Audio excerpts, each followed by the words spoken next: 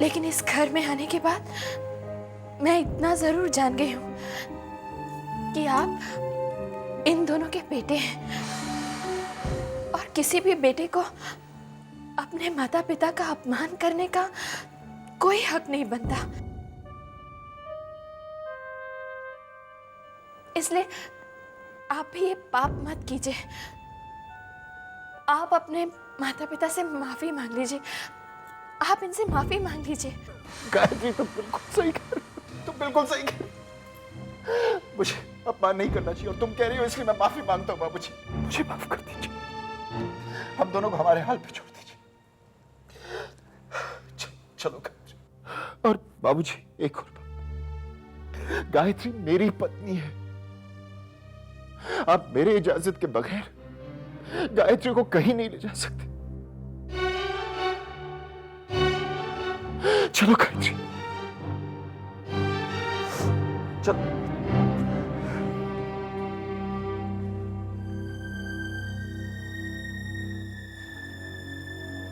तुम ठीक कहती हो रेवती, ये गायत्री ही है।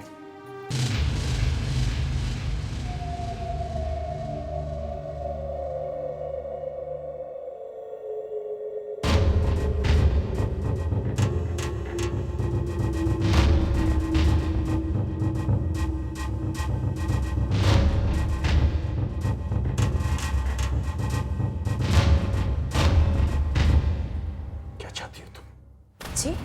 तुम वापस क्यों आई? मैं तो नहीं, मैं जानता हूं तुम गायत्री नहीं हो।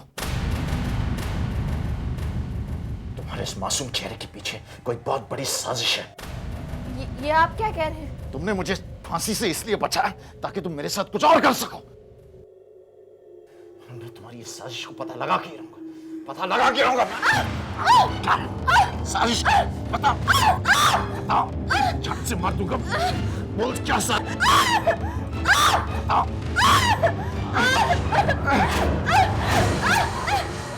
तुम क्यों कर रही हो ऐसे? मैं अब याद करने की कोशिश करूँ ना।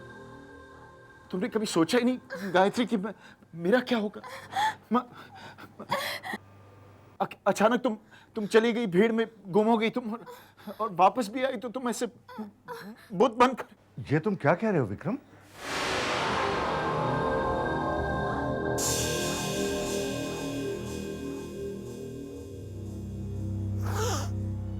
बाबूजी, मेरी तकलीफ से आपको क्या फर्क पड़ता? अगर कर गायत्री नहीं आई होती तो आप मुझे फांसी के फंदे पर चढ़ा दिए होते। बेटा, अपने बाबूजी को समझने की कोशिश करो। ओ माँ, प्लीज। जितना मैं आप सबको समझ चुका हूं बहुत काफी है मेरे लिए, और नहीं समझना चाहता हूं। आप लोगों को अपनी बहू मिल गई ना, अब मुझे चैन से जीने दो प्लीज। मैं चाहता हूं। रुक जाओ बेटा, तुम इस तरह अपनी माँ से नाराज होकर नहीं जा सकती। मत कहो मुझे बेटा। माँ, आज तुमने जो जख्म दिए मुझे, उन जख्मों को आपके उन आंसुओं से ठंडक नहीं पहुंचेगी। माँ, गायत्री, प्लीज प्लीज याद करने की कोशिश करो।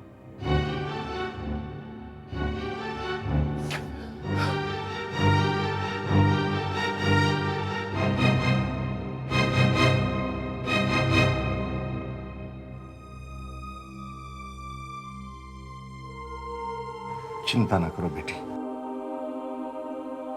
धीरे धीरे सब ठीक हो जाएगा।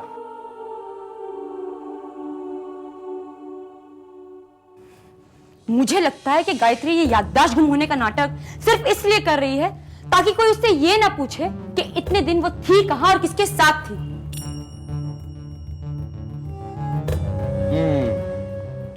ये भी हो सकता है। नहीं, मुझे ऐसा नहीं लगता। गायत्री बहुत शातिर चीज है। वो दोबारा इस घर पर कब्जा करना चाहती है। अपनी मासूमियत के जाल में हम सबको फंसाकर वो इस घर की जायदाद को हड़पना चाहती है। दरअसल ये गायत्री नहीं बल्कि गायत्री की हमशक्ल है जो मौके का फायदा उठाकर हमारे घर में घुस आई है। ये गायत्री की हमशक्ल नहीं बल्कि खुद गायत्री है। और हाँ, अगर हमने इस पर कड़ी नजर नहीं रखी ना, तो वो दिन दूर नहीं कि वो इस घर पर राज करेगी और हम सबकी हालत पहले जैसी हो जाएगी। नहीं पूजा, इस बार ऐसा नहीं होगा। मैं उसकी किसी भी चाल को कामयाब नहीं होने दूंगी। बस इतना पता चल जाए कि इस बार उसके इरादे क्या हैं।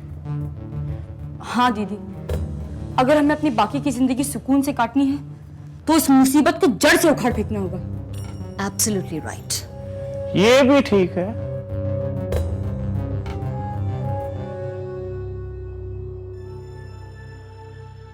सब कहते हैं कि गायत्री की याददाश्त चली गई है, लेकिन मैं जानता हूं वो मुझे जरूर पहचानेगी।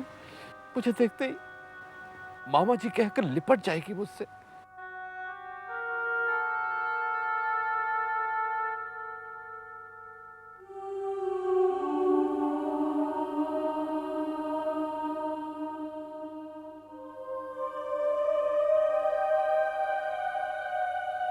गायत्री,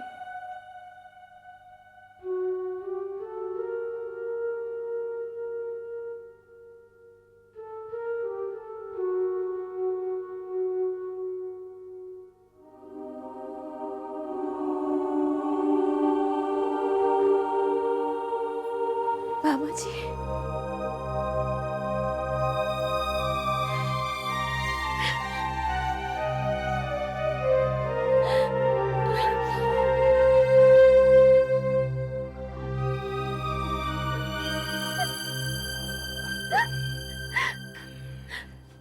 मामा जी, कहाँ चली गई थी बेटा? हैं?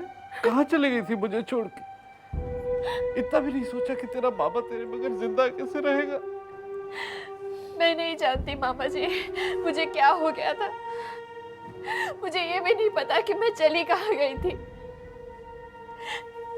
मैं तो बस इतना जानती हूँ कि मैंने आपका बहुत दिल दुखाया है। मुझे माफ कर दीजिए मामा जी। नहीं, क्या? नहीं, माफी तो मुझे मांगनी चाहिए बेटा। बाप बनके तेरा कन्यादान तो कर दिया, लेकिन कभी बाप का फर्ज नहीं निभा सका। तू अकेले ही दुख सहती रही और मैं कुछ भी नहीं कर पाया बेटा, कुछ भी नहीं कर पाया।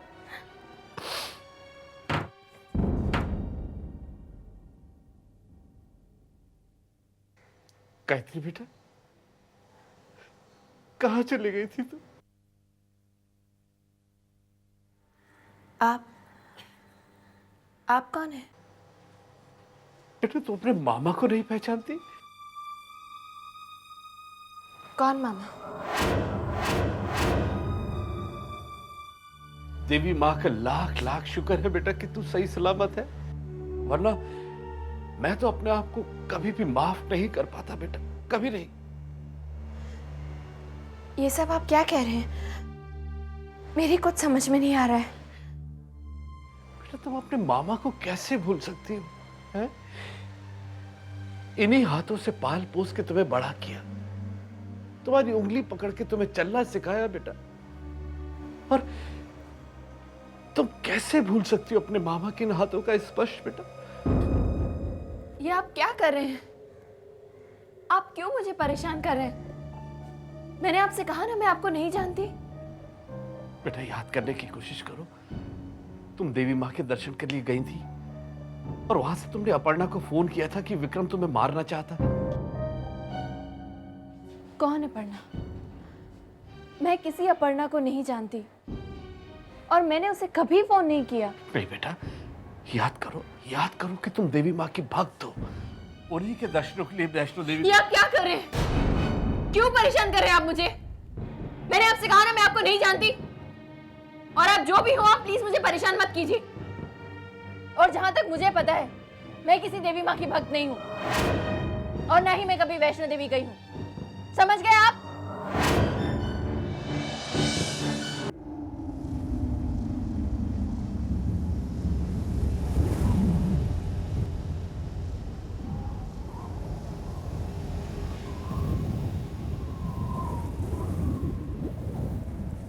यकीन नहीं होता वासु।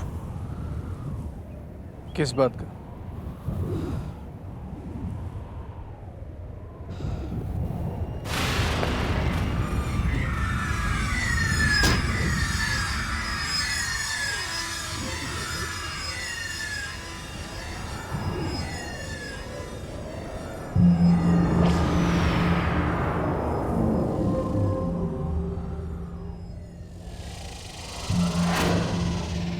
इस ऊंचाई से अगर किसी इंसान को गिरा दिया जाए तो क्या वो बच सकता है? हरगिज नहीं विक्रम।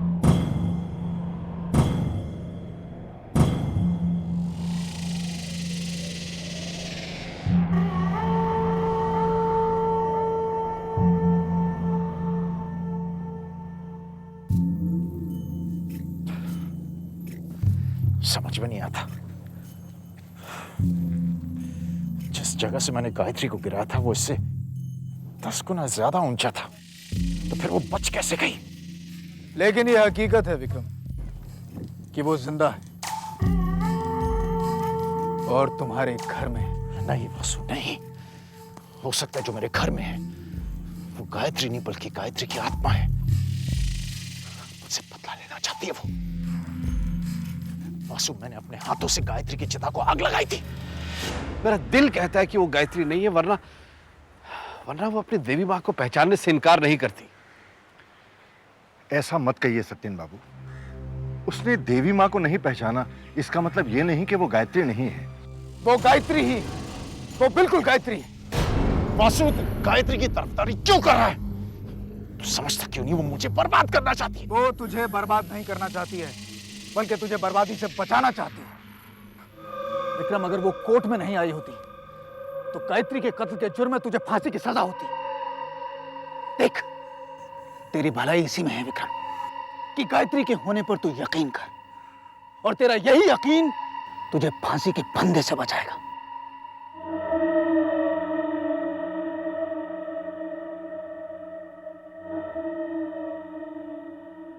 अक्षय बेटा, जरा जाके देखो तुम्हारी गाय मामी अभी तक आई क्यों नहीं?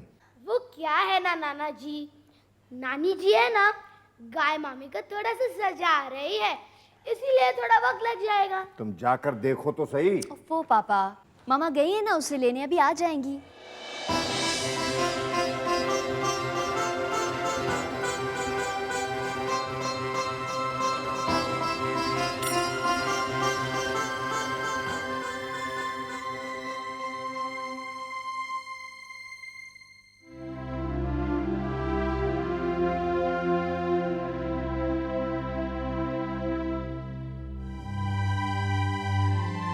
क्या हुआ?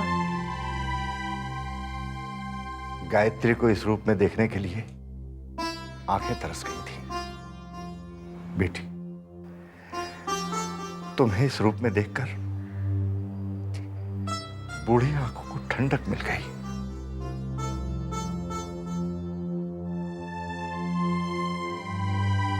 देखा गायत्री, हमारे पापा तुमसे कितना प्यार करते हैं। हाँ भाभी, अब तो बस आपकी याददाश्त वापस आने की देर है,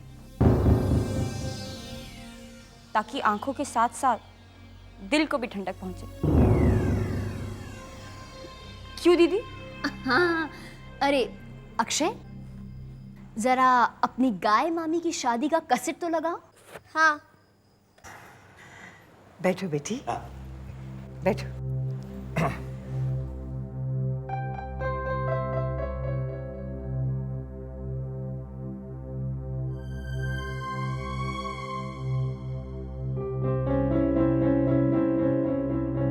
गायत्री, तुम्हें याद है वरमाला पहनाते वक्त तुम्हारा हाथ नहीं पहुंच रहा था, तब मैंने विक्रम से कहा झुको, और वो झुक गया था। गाय मामी, आपको याद होगा मैंने आपको लड्डू खिलाया था और तभी से ही हमारी दोस्ती हो गई थी। शायद वो फोटो शादी के एल्बम में होगा, मैं अभी लाया।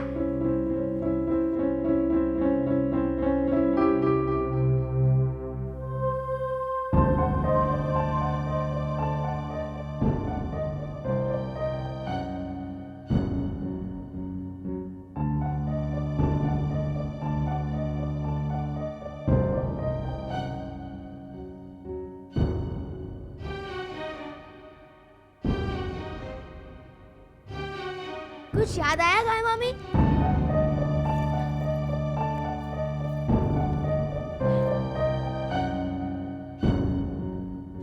क्या हुआ भाभी, कुछ याद आया या?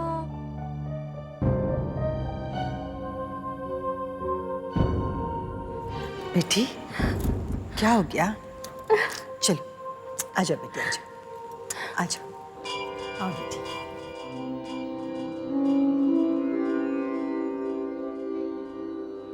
बेटी ये तुम्हारी माँ का मंदिर है। यहाँ तुम हमेशा माँ से बातें किया करती थी। माँ? हाँ बेटी, देवी माँ ही तुम्हारी माँ है। देवी माँ और तुम्हारे बीच वही जज्बाती रिश्ता है जो एक माँ और बेटी में होता है। आओ बेटी आओ।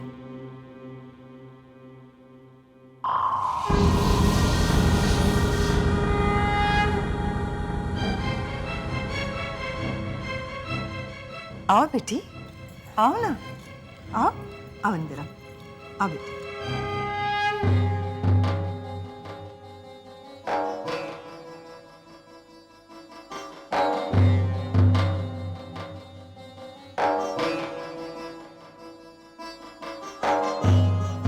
बेटी ये सुहाग की निशानी है, इसे तुम अपने से कभी अलग मत करना बेटी।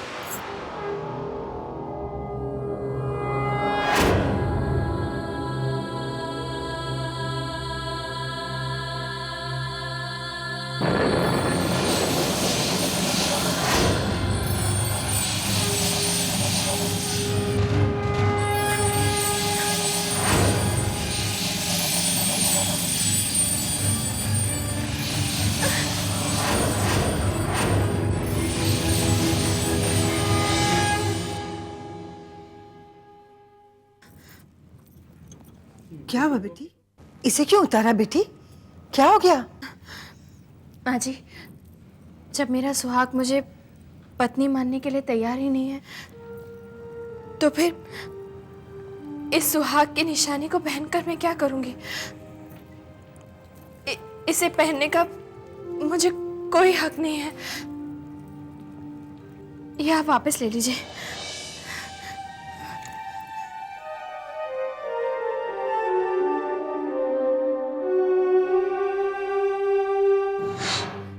मैं तो यहाँ आपको ये गहने लौटाने आई थी। ये तुम क्या कह रही हो बेटी? मैं सच कह रही हूँ माँ जी। औरत का असली गहना उसका पति होता है, लेकिन जब मेरे पति ने मुझे स्वीकारा ही नहीं, तो इन गहनों को पहनने का कोई मतलब नहीं है।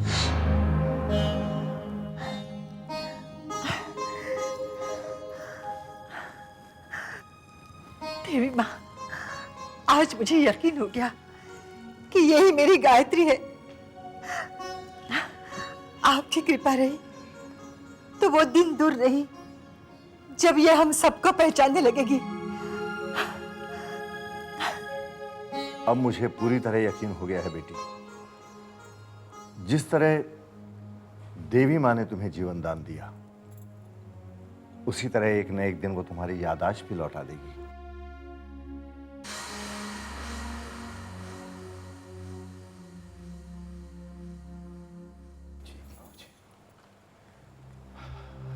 गायत्री, प्लीज रुको।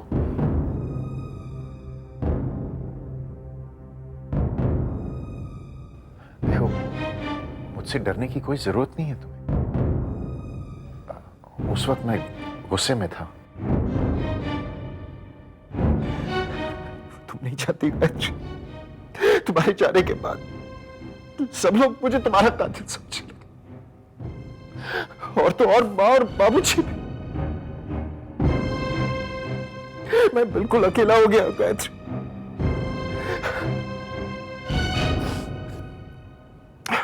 मुझे माफ कर देना प्लीज। रुको बेटा। जी माँ। हमें माफ कर दो बेटा, हमने तुम्हें पहचानने में भूल कर दी। दरअसल मैंने तुम्हें समझने में भूल की। मैं तुमसे वादा करता हूं कि हम गायत्री को अच्छे से अच्छे डॉक्टर को दिखाएंगे और वो बहुत जल्दी ठीक हो जाएगी। अगर ये ठीक हो गई तो मुझे फांसी के फंदे से कोई नहीं बचा पाएगा। बाबूजी प्लीज प्लीज बाबूजी प्लीज, गायत्री को और मुझे हमारे हाल पे छोड़ दीजिए। बाबूजी गायत्री मेरी जिम्मेदारी है, मुझे यकीन है कि मैं अपने प्यार से गायत्री को ठीक कर दूंगा। वो इस सदमे से निकल आएगी बाबूजी। नहीं बेटा, बस माँ, बस बस प्लीज प्लीज, मुझे माफ करना माँ, लेकिन मुझे ये कहने में बहुत दुख हो रहा है कि मुझे ऐसे माँ बाप की जरूरत ही नहीं जो दूसरों की बातों पर यकीन करते।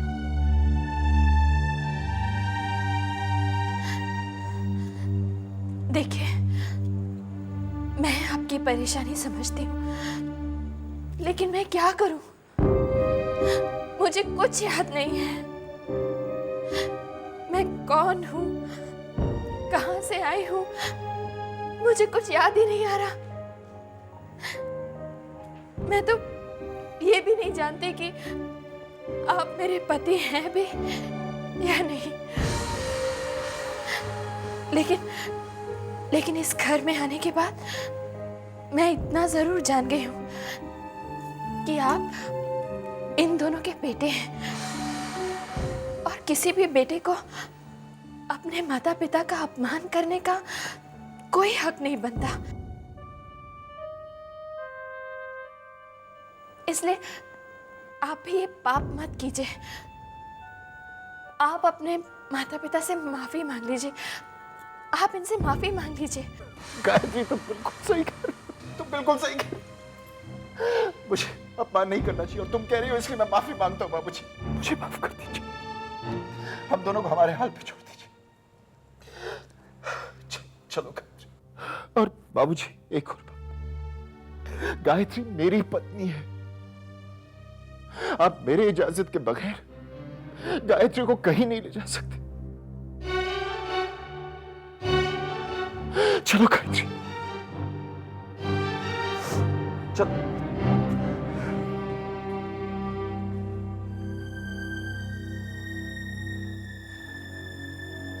तुम ठीक कहती हो रेवती, ये गायत्री ही है। देखिए, आपकी बातें सुनकर जितना मैंने समझा है उससे ये लगता है कि पेशेंट की याददाश्त वापस आ सकती है, मगर कुछ टेस्ट करवाने पड़ेंगे। दिक्कत यह है डॉक्टर साहब कि हम अपने बेटे की इजाजत के बिना गायत्री को यहां टेस्ट के लिए नहीं ला सकते। हाँ डॉक्टर साहब, क्या ऐसा नहीं हो सकता? बगैर किसी टेस्ट के आप हमारी बहू का इलाज शुरू करें? हो सकता है। एक ऐसा तरीका है जिससे आपकी बहू की याददाश्त वापस आ सकती है। उसके लिए जो इंसान आपके बहू के साथ इसकी याददाश्त जाने से पहले था, अगर वो इंसान उसे उन आखिरी पलों की याद दिलाए तो शायद आपकी बहू की याददाश्त वापस आ जाए। ये काम तो गुरुजी ही कर सकते हैं।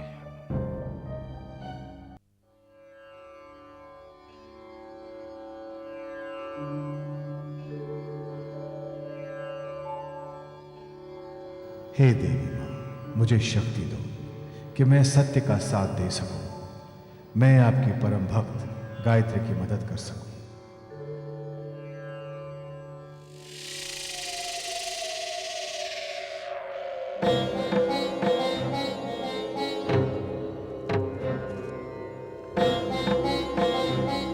मेरी ओर देखो विक्रम,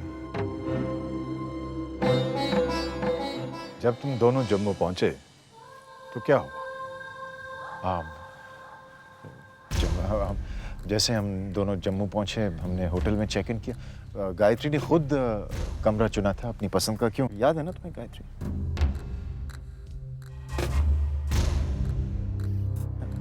और रात को तो मैं बहुत परेशान हो गई थी क्योंकि जगराता में अचानक गायत्री अपने कमरे से गायब हो गई थी। मैंने बहुत ढूंढने की कोशिश की तुम्हें याद है ना? मैं बहुत परेशान हो गया, तुम्हें ढूंढ रहा था। फिर दूसरे दिन सुबह हम कटरा के लिए रवाना हो गए। हमने लंबी चढ़ाई शुरू की भवन की तरफ, और रास्ते पे गायत्री बहुत खुश थी। वो मुझे हर मंदिर के बारे में बता रही थी। गर्भजून, अर्धकुंवारी और न जाने और कितनी सारी फिर हमने माता के दर्शन किए।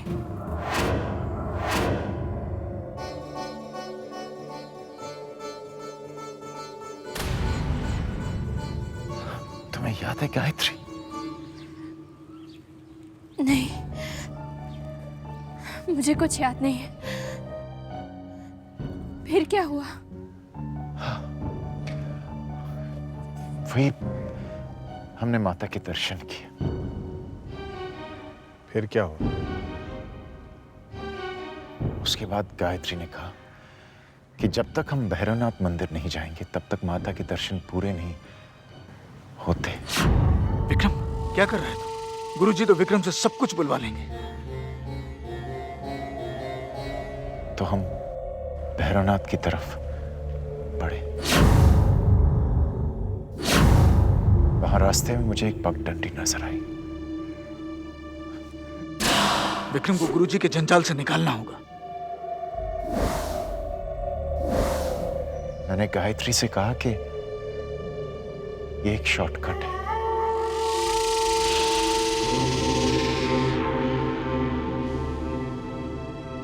तो हम उस रास्ते से निकले। रास्ता बहुत कठिन था।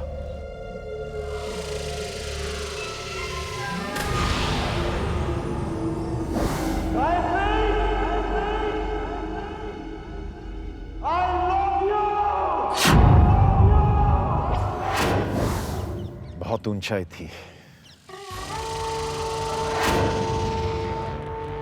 चलते चलते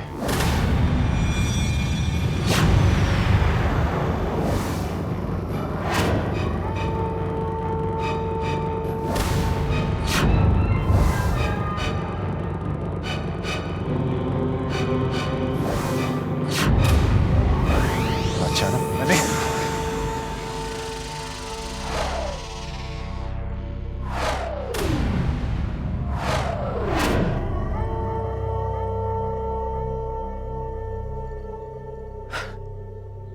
चलते चलते अचानक मैंने देखा गायत्री गायब हो गई थी भीड़। मैंने बहुत ढूंढने की कोशिश की लेकिन मुझे कहीं नजर नहीं आई। गुरुजी बस मुझे वो मनुष्य पल याद नहीं कर।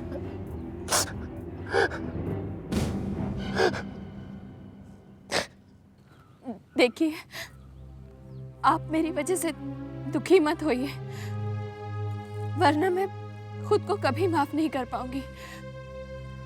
आपको कुछ भी बताने की जरूरत नहीं है। मुझे यकीन है आज नहीं तो कल मेरी याददाश्त वापस आ जाएगी। आप परेशान मत होइए।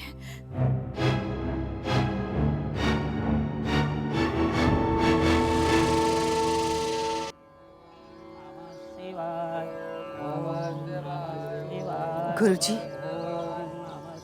आज हमारी आखिरी उम्मीद थी वो भी खत्म हो गई। पता नहीं गायत्री की याददाश्त कब वापस आएगी। इंसान का काम है प्रयत्न करना, परंतु ईश्वर की इच्छा के बगैर कुछ नहीं होता। इसलिए सब उस पर छोड़ दीजिए। एक न एक दिन ये अंधेरा जरूर छटेगा। लेकिन गुरुजी, ये अंधेरा कब छटेगा? ईश्वर अपने भक्तों को इतने कष्ट क्यों देता है कि उनके कदम डगमगा जाएं, उनके हौसले पस्त हो जाएं? क्यों? कैलाशनाथ जी, ईश्वर के कारोबार को समझना यदि इतना सरल होता तो इंसान की परेशानियां कब की समाप्त हो गई होती। उसकी माया तो वही जाने। गुरुजी, आज तक आपने हमारे परिवार को हर परेशानी से बाहर निकाला है। मुझे यकीन है कि इस बार भी आप कोई ना कोई राह जरूर दिखाएंगे। रेवती जी, मैं तो केवल निमित्त हूं, करने वाला तो वही ऊपर वाला है। परंतु इस अंधेरे में मुझे रोशनी की एक किरण नजर आ रही है। रोशनी की किरण? रेवती जी, गायत्री माता की भक्त है। आप माता का जागरण करवाइए। हो सकता है भक्ति के उस माहौल में गायत्री की याददाश्त वापस आ जाए। ये लोग मेरे पीछे क्यों पड़े? लगता है ये लोग मुझे फांसी पर चढ़ाकर ही दम लेंगे।